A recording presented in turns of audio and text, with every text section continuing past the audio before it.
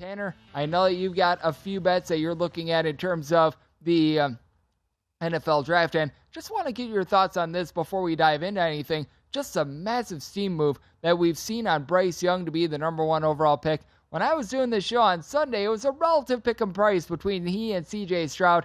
Now it's up to minus 360 at DraftKings for Bryce Young to be the number one overall pick, and I think that the move is relatively correct. I think that it's just went too far, though, and if you still like C.J. Stroud to go number one, I think that this isn't necessarily the worst buy point on it. It's just, to me, very strange how much this stuff moves on information and not even necessarily meetings or anything like that, because this has been a very quantum move in a very short amount of time.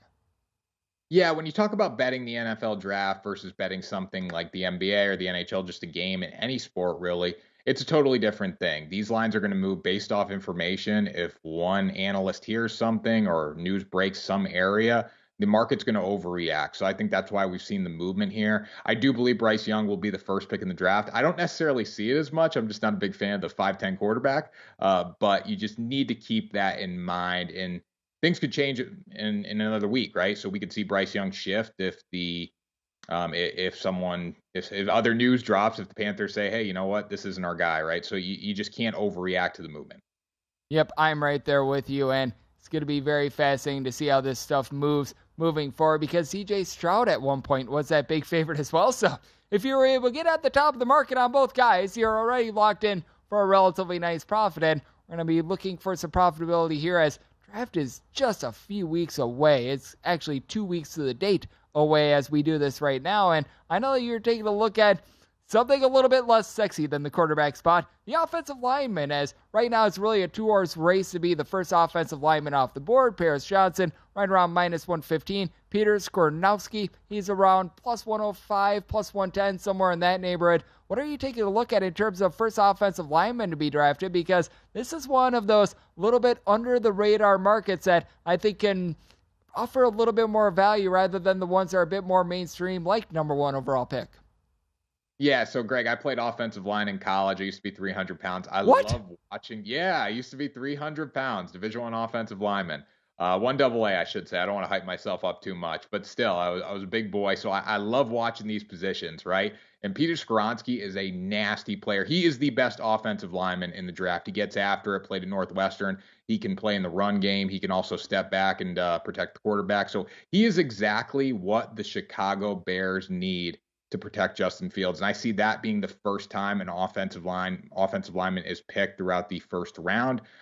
Justin Fields is a guy that can run the ball. He can obviously sit in the pocket and throw, and I think they want to get someone that has the ability to do both. And Skoronowski is that guy. He's got the flexibility to play all five spots on the offensive line. Braxton Jones is the current tackle for the Bears, so that also eliminates the fact that the Bears could take an offensive tackle like Darnell Wright out of Tennessee. I see him going right after Skoronowski.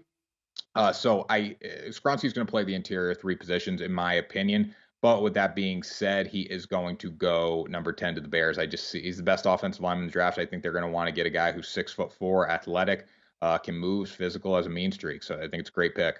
And Tanner, why have you not put out some sort of a New York Times bestseller on how to lose weight? Because anyone that's watching on VSiN.com, I think the biggest upset of the show in the history is you announcing that at one point you weighed 300 pounds because you look magnificent.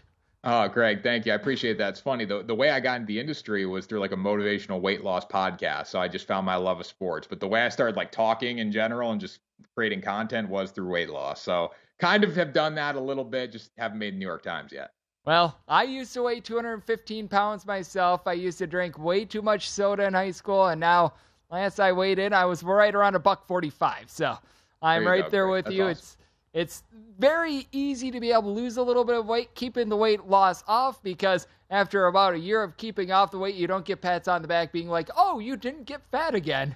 That's always the hardest part of it. So I salute you and everything that you have done to be able to do all that you have been able to do. So that is terrific. But let's dive back in with regards to some of these bets and try to make some money that way, as well as I know that you are taking a look at some of these quarterbacks, and you've went away from really the number one pick overall sort of market, but you've got a little bit of a read on Will Levis. Take me through what you are taking a look at to bet on him, because there's a lot of ways to be able to look at it. You could go for odds be the exact pick, the certain quarterback that is going to go, like odds to be the third quarterback off the board, what have you, but you've identified a team that you think that he is going to be going to. So I think there's no doubt that the first two quarterbacks off the board are going to be Bryce Young and CJ Stroud, whatever order those two go in. And then you need to think of number 3 and number 4. And obviously that comes down to Will Levis and Anthony Richardson. The 4th spot in the draft is the Indianapolis Colts, and they're going to need a quarterback. So obviously you look there, are they going to take Levis or are they going to take Richardson?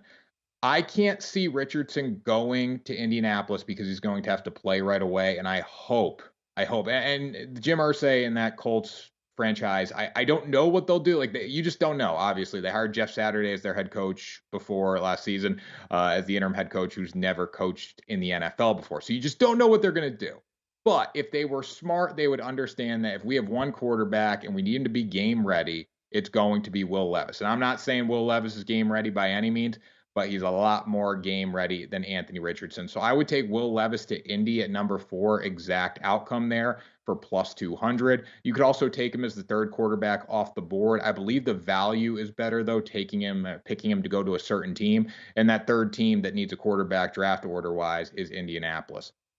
And don't be surprised if the Colts take Anthony Richardson just because you just don't know what they're going to do. But if they were smart, they would take Will Levis. Oh, absolutely. And there's so many ways to be able to take a look at this as well. Like in the case of like the Seattle Seahawks, because I know that you're taking a look at a little bit of plus number for a quarterback to go there. If you have a little bit of trepidation as to the exact quarterback that's going to be going to the Seattle Seahawks, you're able to get, like, in terms of the team's first drafted player, plus 275 to be able to get a quarterback as well. How much do you take a look at the exact wording on some of these props? Because I do feel like you can almost bet on sort of the same thing and really pick your price, because a lot of these props that we are noticing, they're very similar, but you're able to see a little bit of differences in terms of the juice that you are getting in terms of a plus price or what you're laying.